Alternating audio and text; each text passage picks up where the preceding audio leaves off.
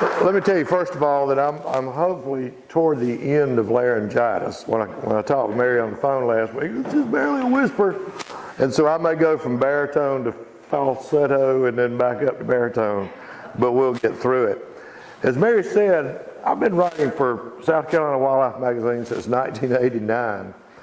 And I've had some wonderful experiences, had opportunities to go to places that maybe other folks won't ever get to go.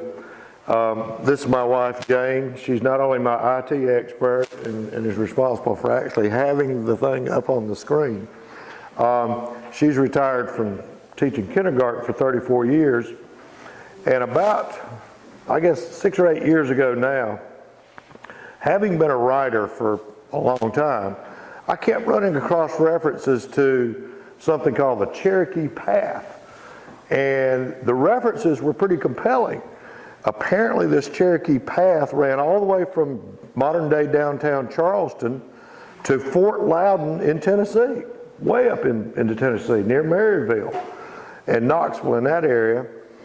And the accounts that I kept running across were of troops of 1,500 soldiers and the royal governor, Governor James Glenn, trooping up and down this Cherokee Path in the 1700s. And I thought, how could this be possible? Because being a lifelong South Carolinian, I know what's between the mountains of South Carolina, where we live, and Charleston. A lot of different kinds of territories, swamps and huge rivers and all this. How could this possibly be? So I talked to the editor of the magazine, and I said, David Lucas is the editor at the time. I said, David, I don't know where this story's headed, but it appears to be a good story. I said, Jane is about to retire. We're going to, at our own expense, we're going to go down to the coast and work our way back up and see what we can find of this old Cherokee Path. And where do you start that kind of research? I got on the internet, and I just Googled Cherokee Path. Well, it turns out there's this fellow, Roy Vandergriff III, and when you get to know him, you understand the third is really important, who had done a fair amount of work. He had identified several sections of this old road from the 1700s that were still out there, which just amazed me.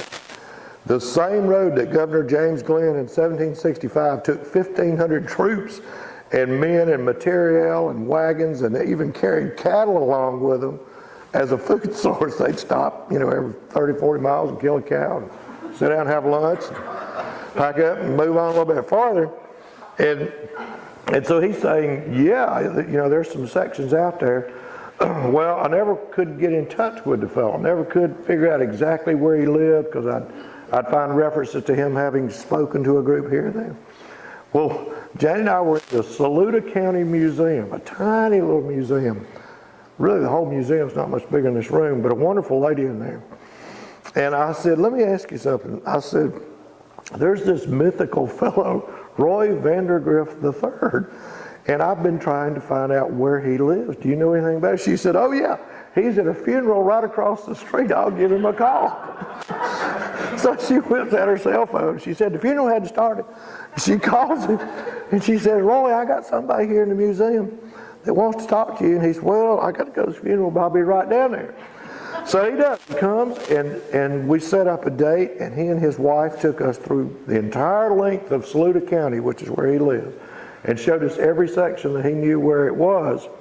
And so, from those humble beginnings over the 4 summers when Jane was off school, and knows how many trips we made, this slideshow that you're going to see is a result of that. Now, it's probably longer than we can do this morning, but we will start where it entered South Carolina on the Chattooga River, and we will work downstream toward Charleston as far as we can. And being a kindergarten teacher, I don't know if you all were ever aware of this or not, but there was a character, I think there's a book called Flat Stanley, and Flat Stanley was a little cutout figure, and they'd send him all over the world. People would go on vacations, and they'd take Flat Stanley and stand him up by the Washington Monument and take a picture of him and all this and send it back. Well, Jane plays the character Flat Stanley the entire thing. You will see her all the way from the Chattooga River to downtown Charleston. But one thing I with Wildlife Magazine is If you want to make a picture interesting, put a person in it.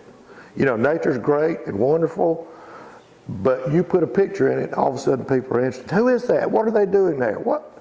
You know, so here we are.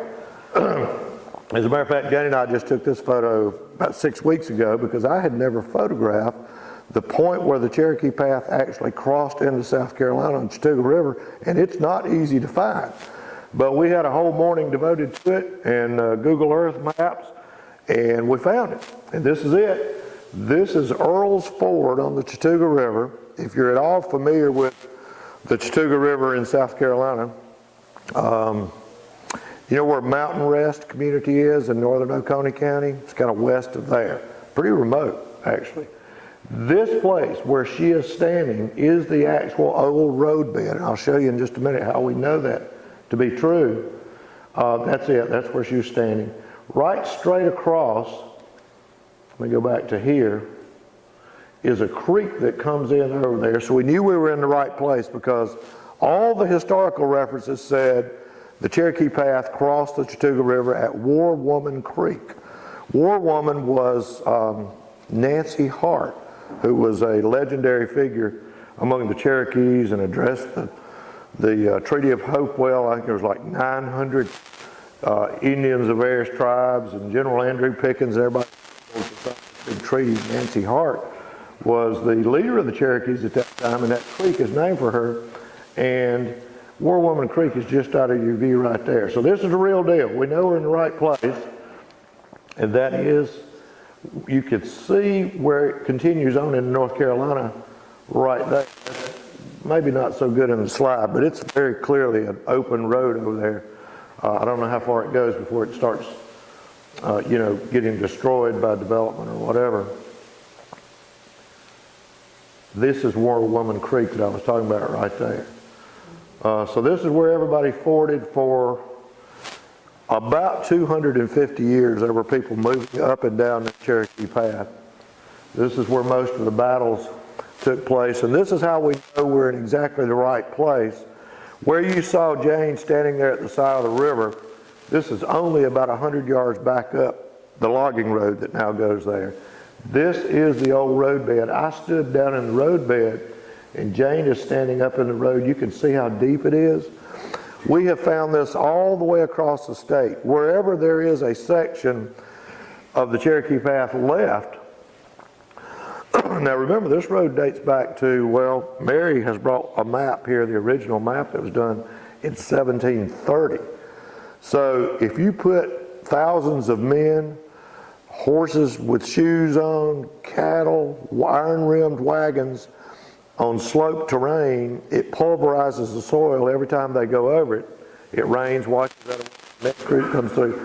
And eventually, we have found it as, that's about head high right there. You can see I'm standing in the bottom of it, and actually it's deeper than my head. So it's about almost 6 feet deep there. This is the Earl's Ford sign there where you have to park. It's not very far, maybe 1/10 of a mile down there.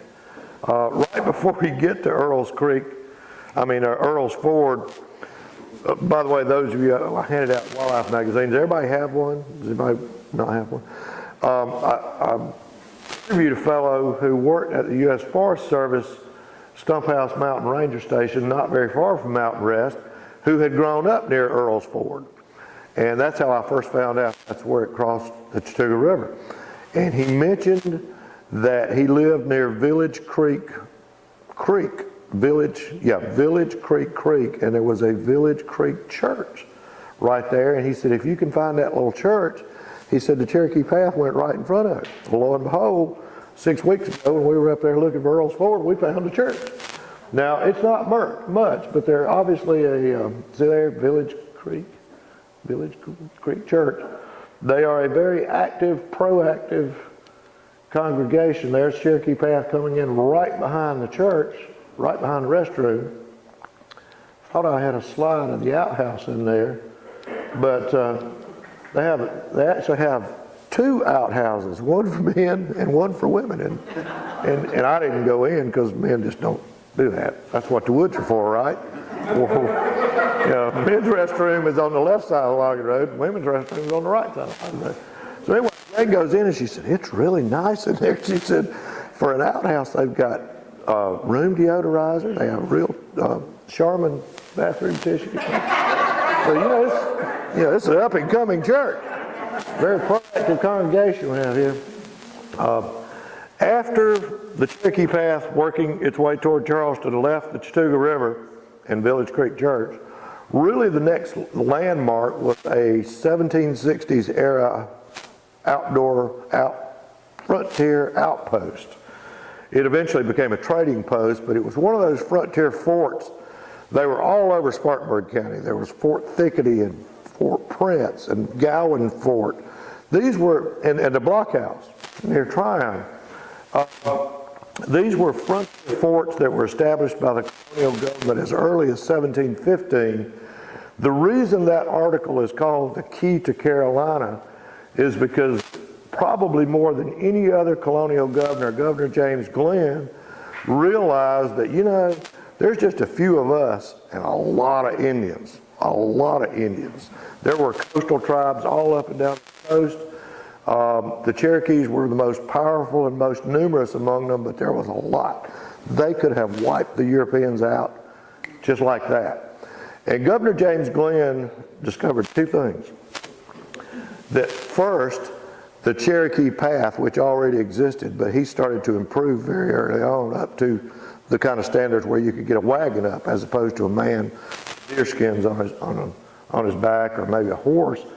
That improving the Cherokee Path was an important first step to establishing a relationship with these Indians, mostly the Cherokees, that were located in the backcountry or the interior. But he also described, and this is where the title of the article comes from, that the success or the failure of Carolina, meaning what is now North and South Carolina, was establishing a relationship with the Cherokees. It was do or die. If the colony did not establish a good working relationship with the Cherokees, it had no future.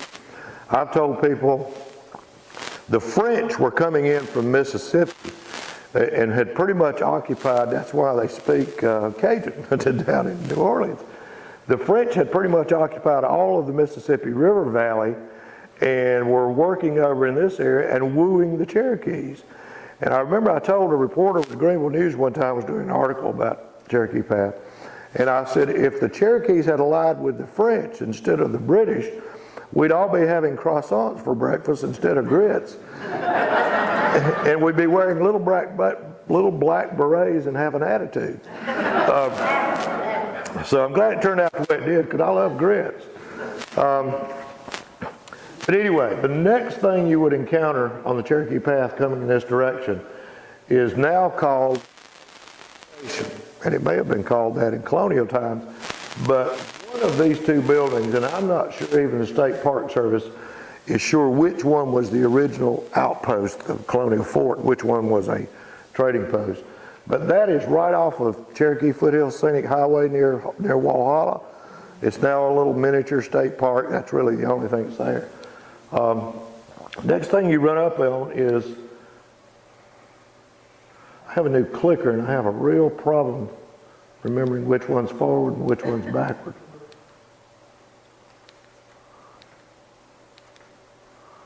Okay. Hopewell Church near Pendleton. This is right at Clemson University, is the site where General Andrew Pickens, who was not only a Revolutionary War hero, but also had numerous successful, for the most part, battles with the Cherokees. The Cherokee Wars occurred in the 1760s as sort of a preface to the American Revolution. Andrew Pickens was involved in both, and this is his grave. General Pickens buried here, and his wife, who had been a Calhoun, as in John C. Calhoun. I think he was John C. Calhoun's niece. There at Pendleton, let me get this right. This is where General Pickens, Andrew Pickens' retirement home was. And it's on a knoll, not very far from Oconee Station that I just showed you. Trying to think where I can fix. Have you ever been to Walhalla or know where Walhalla is? In this direction, and that'd be before you get to Walhalla, you start getting some really nice mountain views near Tomasi DAR School. And this is right near the Tomasi DAR School. And the reason I put it in the slideshows is Andrew Pickens chose this as his last home. The little house there. He had a huge plantation, Hopewell, down below Clemson. But when he got toward retirement years, he was too old to farm and all that. So he built this retirement home up near Tomasi Knob because he had fought what he described as his last and most desperate battle on Tomasi Creek, right in front of where this boulder. The DAR years ago put up a marker there where the house was. That's really all that's left. I think I have, yes, there's the marker and Tomasi Knob. Right down in front is Tomasi Creek, runs that little drainage right down through there. During the height of the Cherokee Wars, there was actually two phases of it. Andrew Pickens was leading a group of not very many militia, about 20, kind of on a scouting mission really to kind of gauge what effect they were having on the Cherokees overall. And they were coming up Tomasi Creek, just 20, and when you read in the historic literature militia, these are not trained soldiers. These are farmers and blacksmiths and folks who are willing, to fight for the cause, but they're not really trained military troops. General Pickens, on the other hand, by this time had achieved, a pretty fairly sophisticated. He got his generalship, honestly. He really was a military genius. Well, here he is out in the middle of nowhere with 20 militia troops. They get into this little drainage right down in here. It was a cane break, which means cane.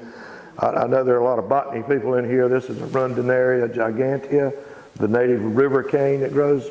And when it grows, particularly historically, not so much these days, but it grows in these huge homogeneous stands, which were called cane breaks. Nothing but cane, isn't there? They were working their way through a cane break, which is, you can't see 20 feet in front of it. And all of a sudden, they start taking on fire from all directions. They're Indians in the cane and up in the woods and all around.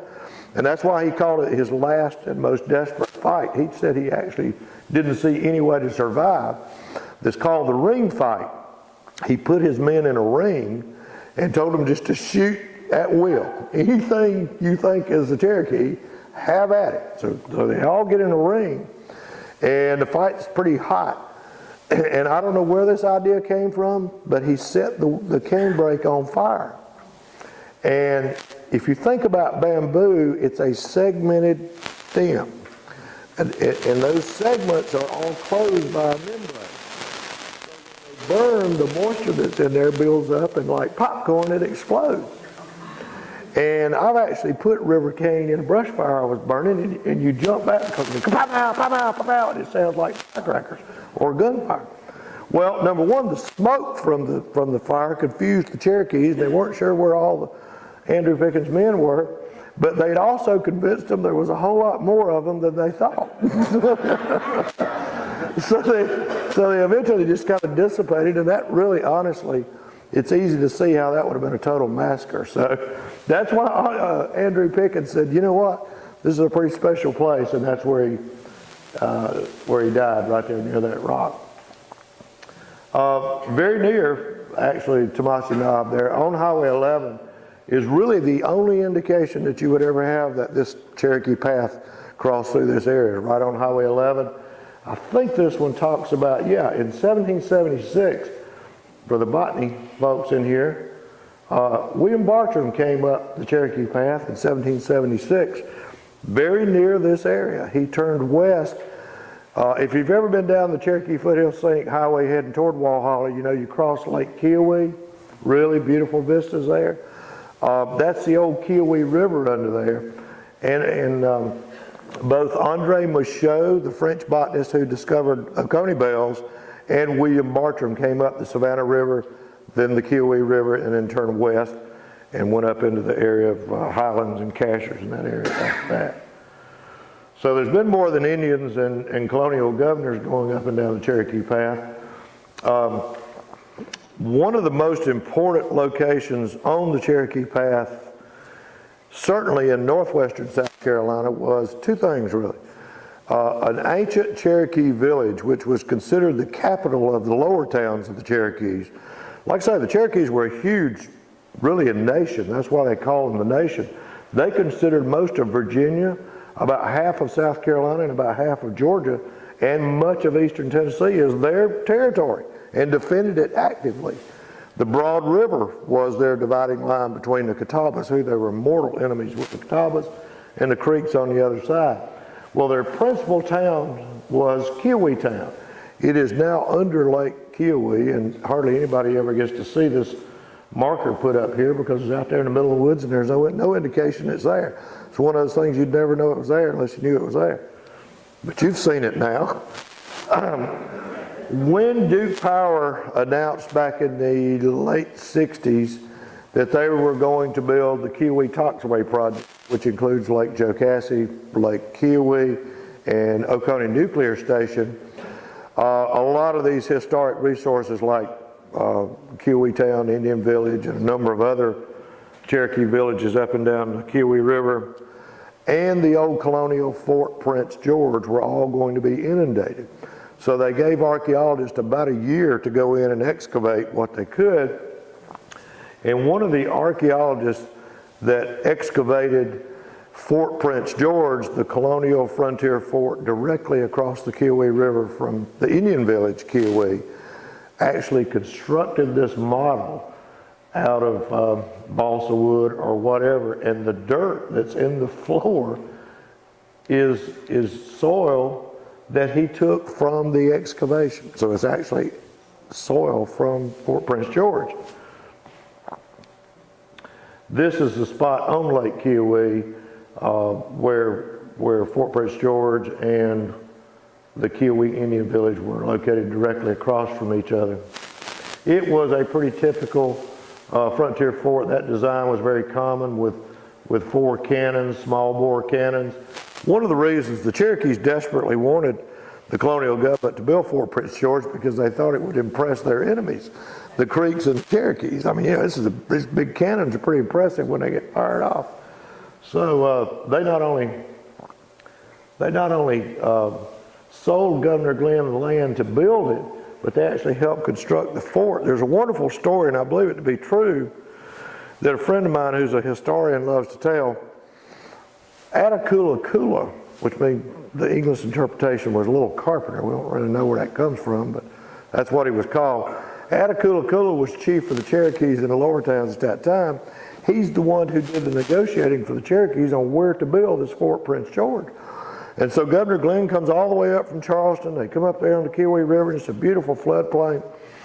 And Attakulla says, I think you ought to build the fort right over there, right on the side of the river with all these beautiful rising knolls around here. You can grow your own corn here. There's plenty of water. And the governor says, yeah, looks good to me. Where do I sign? So they signed, so he sells him about 1,000 acres. What Attakulla didn't tell him was that once they got the fort built, his men could get up on these rising knolls. And one of the soldiers in the fort in his journal wrote that he feared for his life every morning because he said they could literally see the buckles on my shoes. So Attakulla was always thinking. A little more about here's the actual excavation, which occurred, I think, in 1971. A lot of those artifacts still exist. Jane and I have picked up from where the Cherokee Path, this took a lot of detective work, but we have found where the Cherokee Path actually left the Keowee River, not very far downstream from what I just showed you there, Fort Prince George and Keowee Town. But this is an area called Gap Hill and Gap Hill Landing. There's a fishing boat ramp here. That's it right there, Gap Hill Landing. That's just outside the little town of 6 Mile. If you've ever been to Clemson via Highway 11, you probably went through 6 Mile on 137th. The reason 6 Mile is called 6 Mile is because there is a legend, and it is absolutely that, even though lots of folks in my area think it's true. This is real hard history. No, this is pure fiction.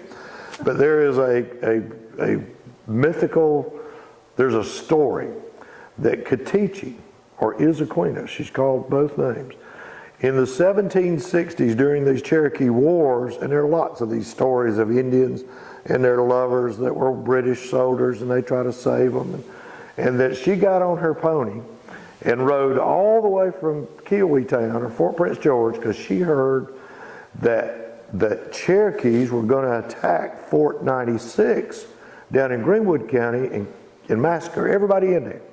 So she gets on her pony and rides all night long. And she counts the streams as she goes along and counts the mileage. So there's a 1 mile creek, a 6 mile, and a 12 mile, and a 18 mile, and a 23 mile. And then Fort 96, she determined was 96 miles from Fort Kiowee. Well, here's the proof that that's not true. And Mary brought it this morning.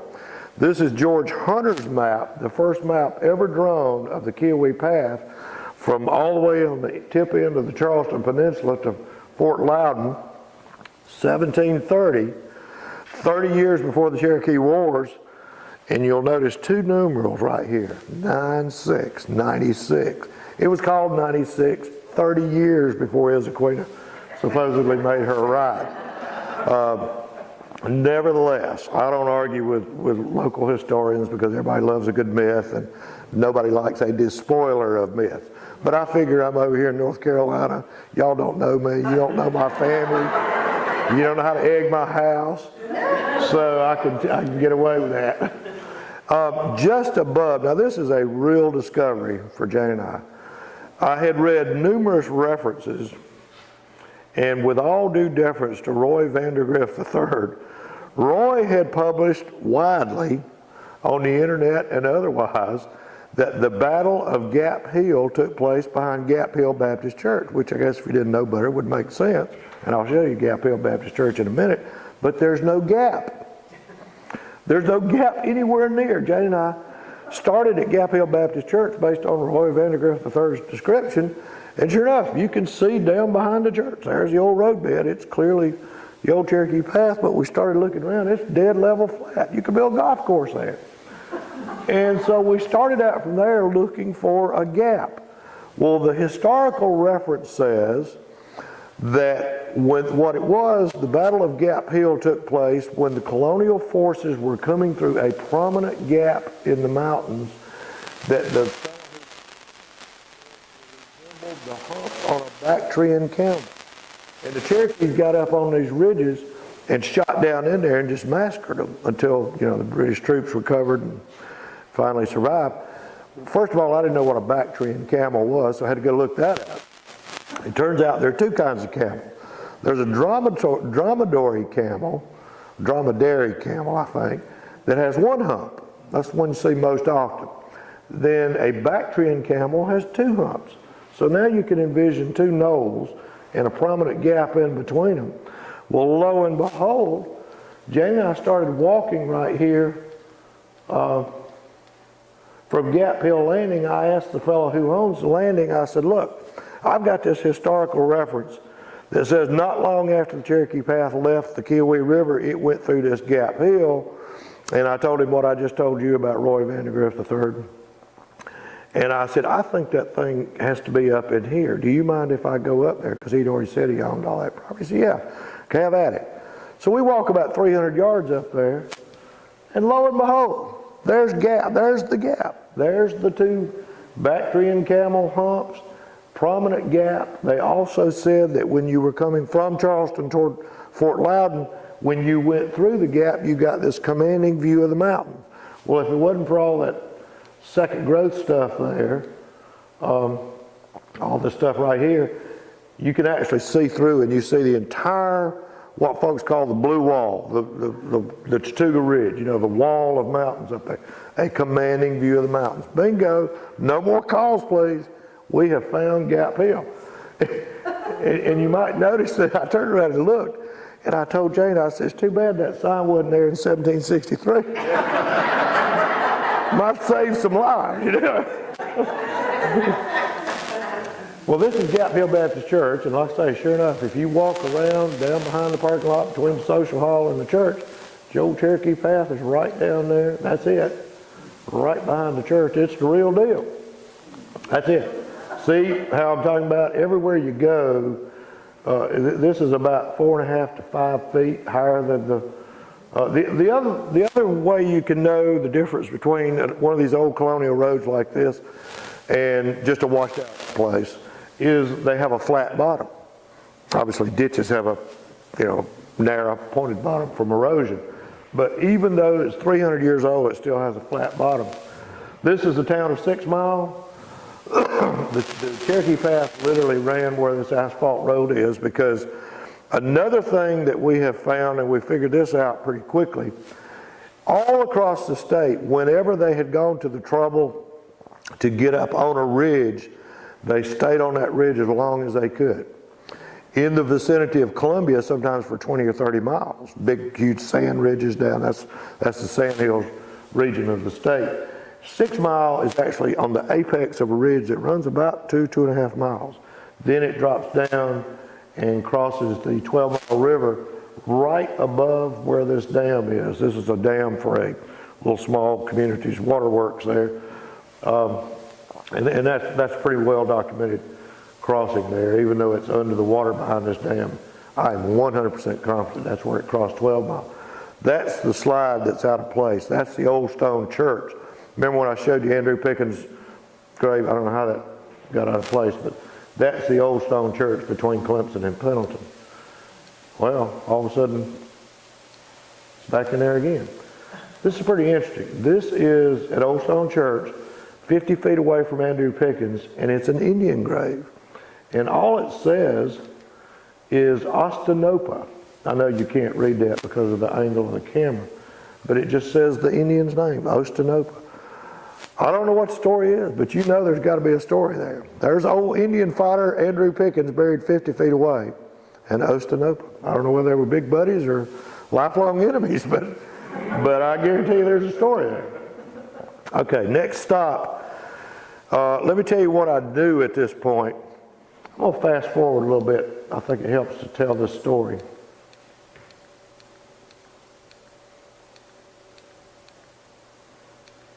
No, maybe not. Okay. Not much is known. Yeah. Not much is known about where something called DeWitt's Corner was. DeWitt's Corner was a trading post in the 1760s on the Cherokee Path, and it is somehow associated with due west. And here's the connection. I don't know that anybody else has ever figured this out except Dr. Lowry Ware, who I'll show you a photograph in a minute that we eventually met. He is a retired history professor from Erskine College in Due West, and he's written the definitive history of Due West. And all these old maps will show DeWitt's or Deweese or Due's Corner, which is the forerunner of Due West, and they spell it about 6 different ways. The fellow's name was William Dews, D-E-W-E-S. This entire area of where Anderson County, Greenwood County, and Abbeville County all come together was for a long period of time settled by French Huguenots, some of whom spoke English and some didn't. And those who did speak English spoke with a French inflection. This had been their lifelong language, and even though they maybe had learned English after they arrived in Charleston, they still spoke with a French inflection. They looked at the man's name, D-E-W-E-S, Dews, as Douay, and they wrote it as D-U-E-T-T. You see that on a lot of the old maps, Duet's Corner.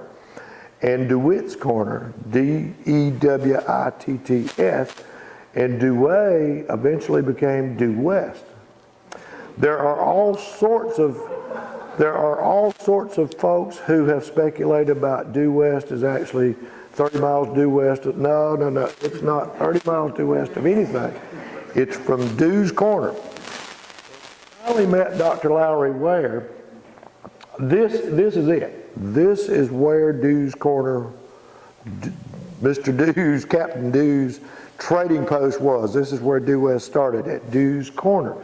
We met Lowry Ware. What I was trying to find, I'm going to do this other section, then we'll come back to the story, because this is the creek just down behind that Anderson County sign.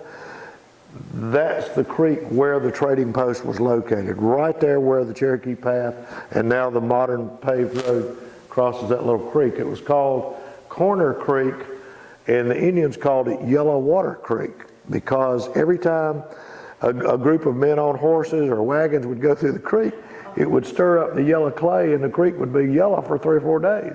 So the Cherokees called it Yellow Creek or Yellow Water, and the Europeans all called it Corner Creek. Very near there is Cokesbury College. It's now defunct. It was a prominent academy back in the very early 1800s. Had a whole campus and a village called Cambridge grew up around it. As a matter of fact, maybe 3 months after we photographed this, went back by there, and the Cokesbury College itself was for sale. Right by that building, if you think about the slide you just saw, 50, 75 yards to the right, that's the Cherokee Path right there. Thanks to Roy Vandergrift III, and he's right on this one. If you've ever been to Park Seed Company, you know, they have an annual flower display. That's Park Seed Company, and I went in because Roy Vandergrift had said that the Cherokee Path ran in the vicinity of Park Seed Company. Well, as a writer, I need to be a little more specific. If I'm going to tell the reader it's in the vicinity of the Park Seed Company, I need to know where, you know, how did it run. So we go inside, and at that time, the company was founded by George Park, I think in the 1800s, late 1800s. And his granddaughter, Karen, had inherited the company not very long ago. I had seen it in an article in the newspaper. So I go in and I asked for Karen Park to see what she knows about the Cherokee Path. And she said, they said, well, she's not here, but her husband runs a bookstore down on Main Street, and he knows all about the Cherokee Path. So we go down to Main Street, we find a fellow, nobody's in the store, and he spent an hour drawing maps and showing us. Turns out it ran right through here, right in front of the entrance and right by the demonstration gardens. And he's got it all documented, you know, from the original plat and everything. And as you pass Park Seed, maybe a quarter mile toward Greenwood, that's where it came from across the road and ran through the gardens that you just saw. Right past that is a little historical marker right on the side of the road for Tabernacle Cemetery. Obviously there's no church, but down that dirt road, not so far, maybe 300 yards, is the old Tabernacle Church, Tabernacle Methodist Church, and there was an academy there too. This is the cemetery for it, and like I say, the church is long gone, but this road runs right by the cemetery, Cherokee Path. You can see, there's Jane and I. It's not quite shoulder deep, but that's also dead level up there. It's not a ravine or a slope. So that's the real deal too, no doubt about that. You go just a little bit farther down that road that goes by Park Seed, and there's a development called Cherokee Hills, and the Cherokee Path runs through the golf course down there. So that section, some little short sections within the golf course are preserved, and they've got a little sign up. Then when you get to 96, just outside of Greenwood, Fort 96, the old Revolutionary fort, it actually had been a colonial era frontier fort long before the Revolution. When you enter, the monument there actually is more to the Cherokee Path than to the Revolutionary fort, which had I'd say as important as Fort Prince George in the Cherokee Wars. If you've never been to Fort 96, it's a national monument now, run by the National Park Service, I think. Really, really nice. Nice asphalt paved walkways with interpretive information all along. This is the Star Fort right here. or at least where it was. It's kind of funny. You get past the Star Fort and they got directions on the Cherokee Path. You either turn here and go to Cherokee or turn left and go to Charleston. This is the Cherokee Path. They've got a sign. There's your pal walking down the Cherokee Path. Apparently headed to Charleston because I got my day pack on.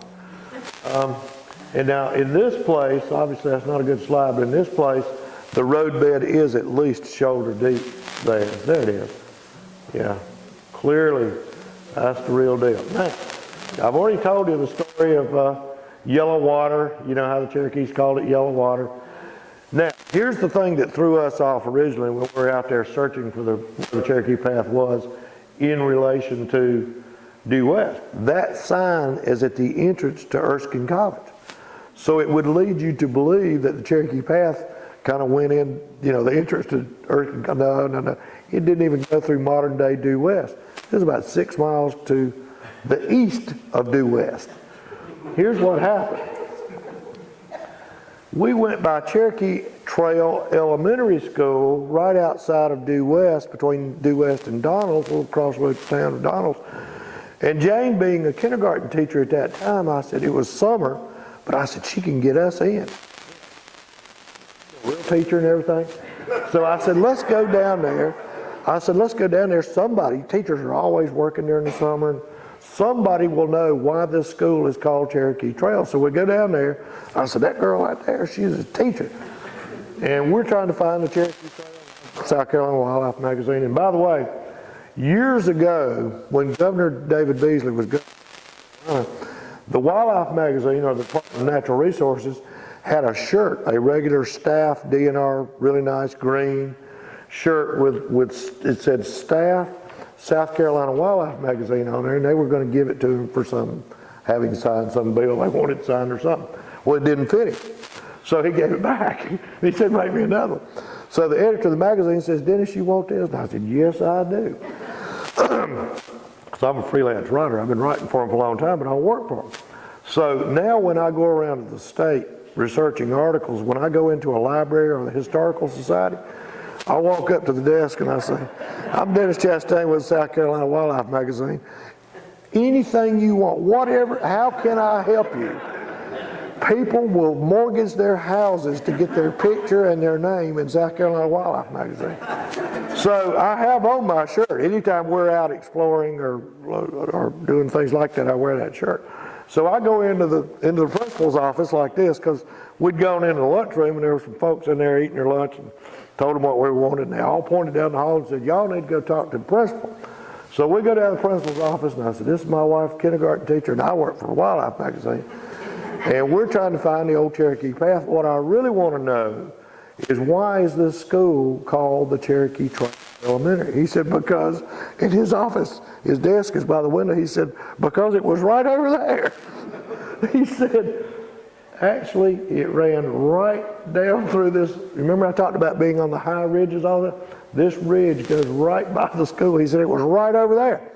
He said, but you need to go talk to Dr. Lowry Ware, who is, and I just told you, retired history professor. He knows everything about the Cherokee Path and the history of Erskine. So there we go. Next thing I know, we go, and he's retired and has been for a number of years, and they have a retirement there on campus. And we track him down, and we go, and he ain't there. I mean, you figure, you know, retired people, you can pin them down and you can usually find. No, he's off somewhere at Callahan's orchard picking peaches for everybody. So we have to make an appointment to come back at a later date. We did finally meet up with him, and Lord, the man is a walking encyclopedia of information about Cherokee Path and the history of due west and all that. That was a great experience, and really, I don't know how we would have ever solved that mystery of the relationship between the modern day due west and the real DeWitt's Corner trading post if it wasn't for that encounter with Dr. Lowry Ware. If you go a little ways down the road from Cherokee Trail Elementary in the opposite direction toward the little community of Donalds, you see this Boonesboro Township historical marker that indicates the Cherokee Path crossed the township boundary 1 mile south of here. On a later trip, we were in the Edgefield Library, And right out there among the newspapers and the magazines and the current periodicals, they had a little rack of old maps. So I'm quite old. I couldn't believe they were out there. One of them was a plat of the entire Boonesboro Township from the 1760s, and it showed the Cherokee Path going right through the middle of it. So that was a real find. Just, I'd say 150 yards beyond that historical marker, Donald's is not a very big, it's a crossroads town and not a lot of buildings there, but one of the buildings has this wonderful mural, I suppose, of Cherokees, and apparently somebody's aware of their Cherokee heritage, and in fact the Cherokee Path came through there. When you get to Saluda, South Carolina, which is where Roy Vandergrift III is from, the bank has this wonderful mural here. That is Governor James Glenn and Attakulla. Y'all have already met both those fellows. And this is to commemorate the very first treaty ever signed between the Cherokees and the colonial government there, not in modern day Saluda, but at a place called, the historians call Saluda Old Town. It was actually a Native American village, not Cherokee. It was Saluda Indians who are thought to have come from New York and settled down here temporarily. Smallpox all but wiped them out, and it's thought that the residual population merged with the Catawba, so it's kind of disappeared. But it was the scene of the first treaty ever signed between the South Carolina colonial and the Cherokees. Roy Vandergrift, like I say, he spent a lot of time on this, and I don't in any way want to diminish or demean what he has done. He's a very competent historian. It's just that sometimes he falls for myths and things like that. Roy has found quite a number of artifacts. He and his friend found this mile marker on the Cherokee Path in Saluda County. It's in the museum there. When you approach Lexington, South Carolina, which is the next thing on the old Cherokee Path between Saluda, Lexington is northwest of Columbia. Everything has grown together in Columbia now to the point where you have to really know where the dividing lines are. It's all Columbia. But there is a discrete town called Lexington, and the Cherokee Path went right through Lexington, and when you come up behind the Super Walmart, there's a road called Old Cherokee Trail. And I have verified through probably the most prominent historian, certainly the oldest historian, 93, in Lexington, that road is in fact the route of the Old Cherokee Trail. Right there by the Super Walmart on the garden shed side. As you leave Lexington heading toward Columbia is a historical marker that you have to risk life and limb. We went by it 3 times before I thought it was worthwhile to try to find a place to park. It is a really busy road. It goes between Lexington and Columbia, comes out in West Columbia. And you have to find a place to park, go in there, and you have to park in a trailer park, you know, where people live, to walk to the historical marker. You just have to pull up in somebody's yard. But anyway, what's important about this is this was the intersection of a western branch called the Occoneechee Path that went to Savannah. So it was an important trading path that intersected with the Cherokee Path, and it was called the Occoneechee Path because it was actually used and in large part constructed by a group of Indians that not very many people know about, called the Occoneechees. And they lived on an island in the Dan River in Virginia and used this path to trade in Augusta, Georgia, and all the way down to Savannah. And this is where they intersected there. When you get into Columbia proper, or actually West Columbia, if you're familiar with Columbia, South Carolina at all, do you know where the Capitol is? And the Carolina Coliseum, you know, where they play basketball, that's Assembly Street. The Carolina Coliseum is on a corner, Assembly Street that runs by the Capitol this way, and the road that crosses the Congaree River right down behind it is called Blossom. If you turn right on Blossom and cross the river, the first thing you see is a Lizard's Thicket restaurant on the left. That Lizard's Thicket restaurant is on Old State Road. And this historical marker is just behind the Lizard's Thicket there. Old State Road was built in 1820, and ran all the way from Charleston through Saluda Gap up here in northern Greenville County and all the way into the French Broad River.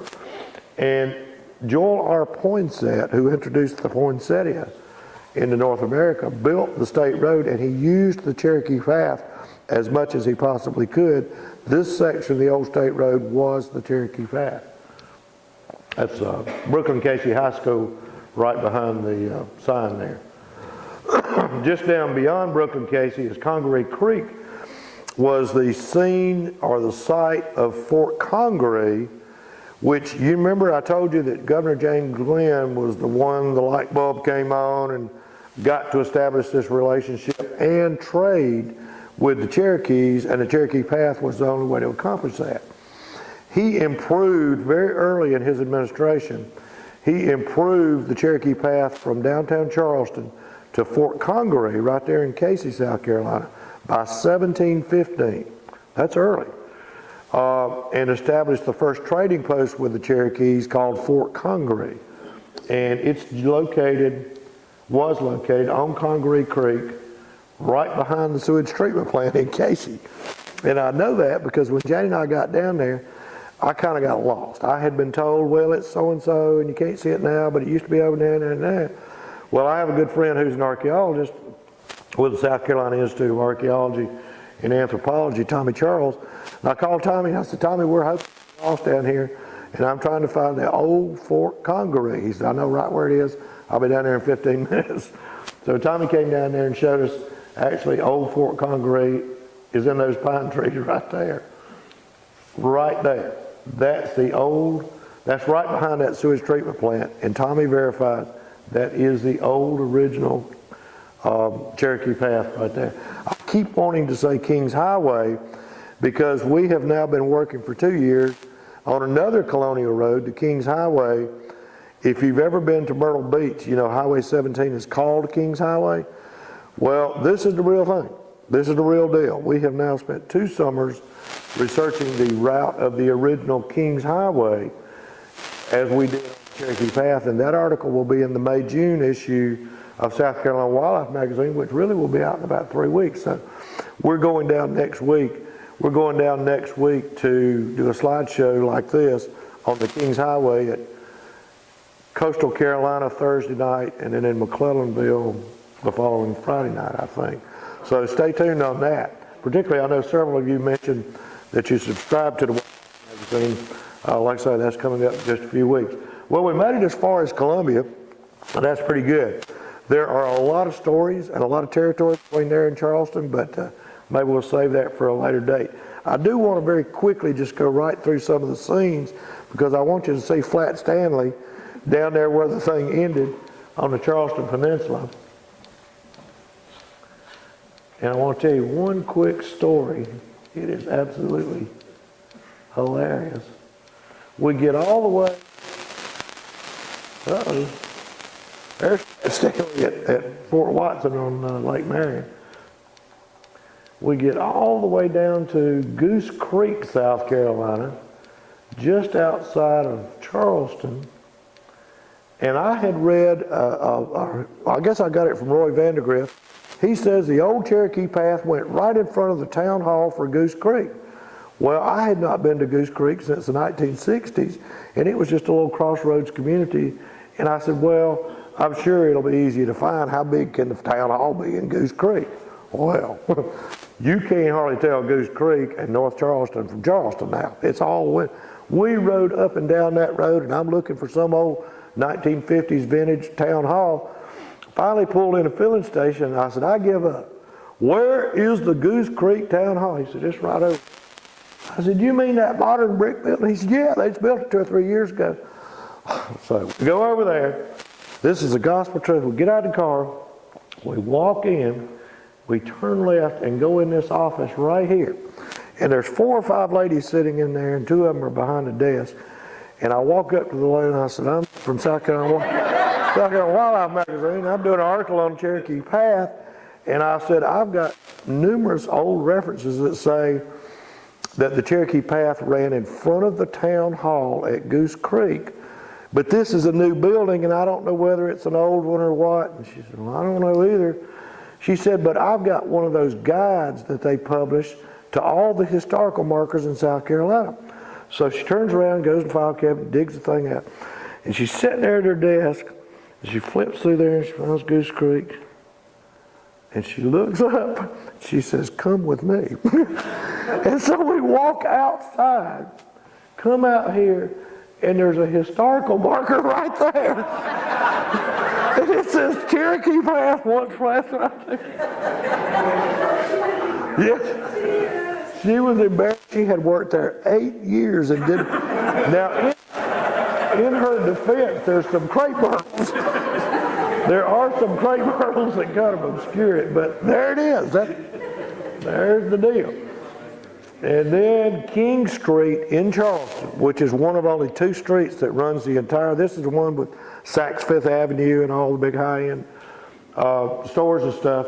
King Street was the King's Highway. It was originally called the Broad Path, and it takes you right down to the Battery, and there's Platt Stanley.